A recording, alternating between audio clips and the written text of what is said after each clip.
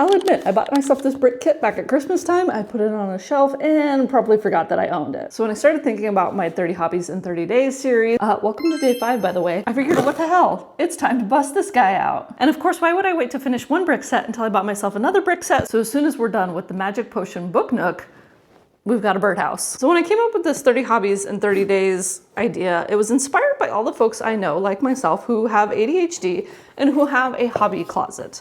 Now, I used to do ADHD coaching, and I heard from every single one of my clients how they were a hobby hopper, or how they would start something and they couldn't stick with it, or they would buy something and then forget about it. And it was always said with guilt and shame. There are so many little bags in here, and stickers, and an entire instruction book.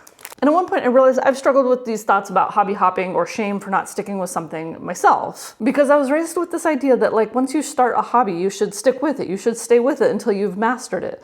For me, I stay with it until long enough to know that it's interesting or it's not, or until I feel like I've got some level of mastery and then I'm ready to move on to the next thing that gives me dopamine and catches my attention. And I won't lie, for me, part of hobbies is also the fact that I get to go shopping. So there's that too. But I decided, what if we made hobby hopping not a bad thing? Who cares if you have a million different interests? Who cares if you invest a few bucks here and there into all of them? I have a walk-in closet full of various hobby supplies, everything from candle making to brick kits to embroidery.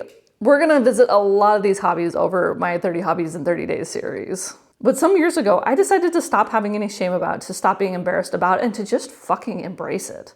So what I hobby hop? So what? I have a blanket that I started, I think a year and a half ago in crochet that I haven't picked up in ages. But I know it's there for me the minute I get an itch to crochet again. I've also learned to combine hobbies. I've done block printing and watercolor painting, and it turns out if you mix the two, you can get some really cool looking art. So if you have been shamed for being a hobby hopper, I want you to spend some time with me over this next 30 days, explore those hobbies again, let go of that shame, and just enjoy life. Because there's nothing wrong with having a lot of different hobbies.